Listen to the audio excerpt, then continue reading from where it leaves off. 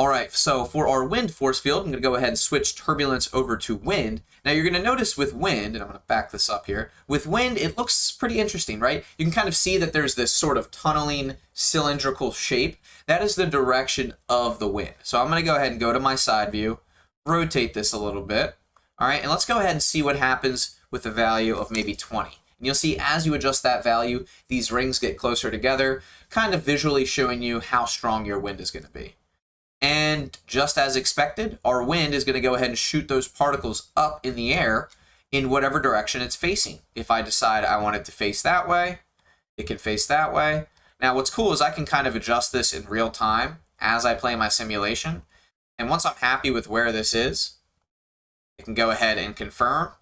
We'll go ahead and restart the simulation here. As you can see, wherever my wind is pushing things, they will travel. And it's as simple as that. Now keep in mind, if you have something like gravity enabled or other force fields, they will conflict with each other, which may be the effect that you're looking for. So you may want wind, okay? And you may also want another force field. I'll go ahead and add another force field in here. I'll add in the turbulence force field.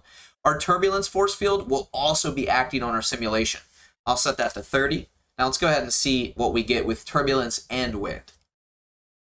Notice how we get a more sporadic wind effect. All right, and that's why it's super important to experiment with these values. Now our turbulence is set to 100, and now we still have the wind pushing these particles out, but now they're much more sporadic and spread out. So if you're looking for that more organic look, add some turbulence, all right? And mess with these settings, guys. These settings are so important. They're going to drastically change the way your simulation turns out.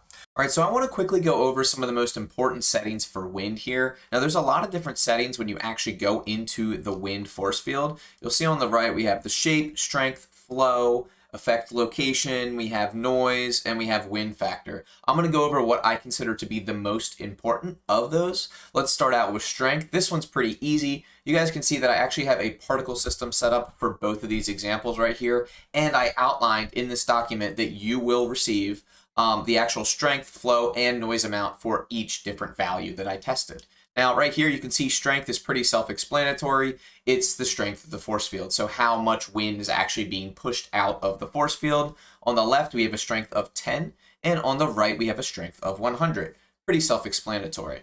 Moving on, we have our flow. Now, flow is pretty interesting. This is something that you'll definitely want to experiment with, but flow is kind of similar to almost like the consistency of the wind itself. You can see on the left, we have a strength of 50, and on the right, we have a strength of 50. But if you look very closely, the flow amount is different. On the right, we have a flow of 10, and on the left, we have a flow of 1.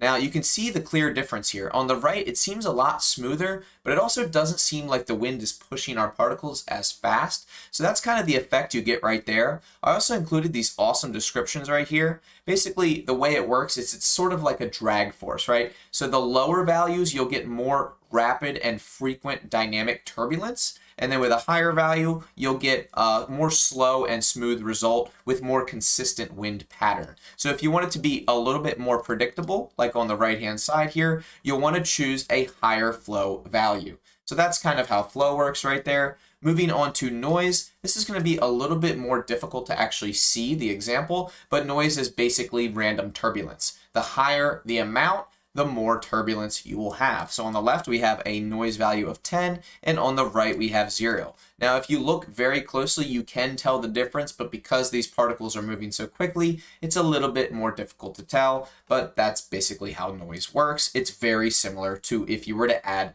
a turbulence force field.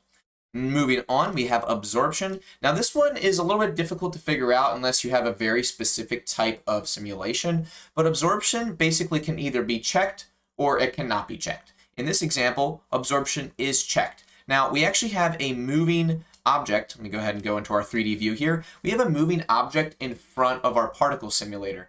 Now, basically the way this works is this moving object, if I click on this, you'll see on the right, we have a collision value, or sorry, a collision type for this object, and it will basically allow the wind to be absorbed by this object. A great example of this is if you're in a city and it's a very windy city, the buildings will block the wind.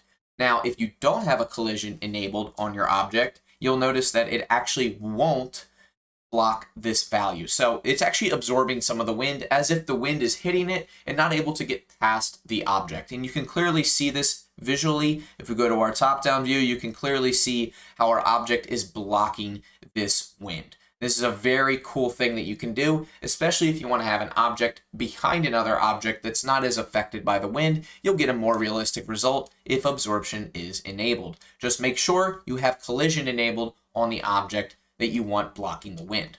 All right, wind factor, moving on. So wind factor basically has to do with the amount that a force is reduced based on a surface that's parallel to it. So in other words, a flag, a cloth, something like that. Now in this example, you might not be able to exactly tell based on the example. So I'm going to go into our 3D view here. Our left-hand side, we have a cloth on both sides. We have a wind factor of 1 on the left and a wind factor of 0 on the right. So with the wind factor of 1, even after our cloth gets blown all the way, you'll see that it still begins to shake and move in the air because our wind factor is all the way up to 1. So you sort of get this more realistic effect, whereas on the right-hand side with a wind factor of 0, you can see that we sort of have this fall off, almost this fade out effect with our wind. So you can see this is a very clear example right here with these two pinned cloth items. And again, we did go over that in our cloth section, so you will remember how to do that from there. You can see that we're just pinned on the corners here, and we sort of have this waving flag effect.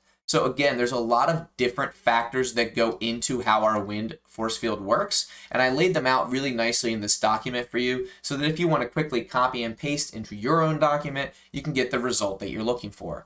The last but not least is effect location. So you'll notice if I click on one of these force fields here, for example this one, and we go over to our settings, you'll see it says effect location and rotation. This is actually quite simple. Basically what it means is if we're pushing around a rigid body object, can the location be affected and can the rotation be affected? So in other words, if you wanted to have a leaf just kind of blowing around in the wind and you want it to be able to rotate and translate through space, you're going to want to have both of those checked. Now, if you don't want the object to be able to rotate, but you only want the location to be able to be affected, you're going to want to just have location checked. And you can see that I laid all of the descriptions out for you guys here. So if you ever want to refer back to this document, you definitely can. And you can get some pretty interesting results depending on how you experiment with these settings. So have fun with this one, guys, and hopefully you learn something from these different settings. It's definitely an experimentative process, but once you get the hang of it, you can get some pretty awesome results.